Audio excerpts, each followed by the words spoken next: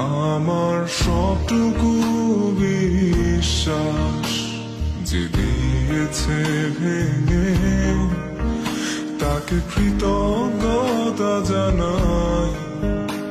সে দিয়েছে আমার অন্ধ চোখে আলো, যার বিশালতার মাঝে আমি একটুকু পাইনি ঠাই।